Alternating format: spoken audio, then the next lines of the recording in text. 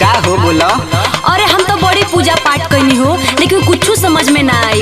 हम तो पहले ही तो के कहत रहनी कि पूजा पाठ कैले कुछ समझ में आवे लगे के। लेकिन सुनो का सुनी बोला। लेकिन अब जोन समझ में आइल बा ना ये बहुत पहले हमके समझ में आ जाए चाहत। हाँ तो यह बतिया तो के बहुत पहले से समझावत थक गिल रहनी है। बतावा अब का समझ में आ गिल बा बारे में।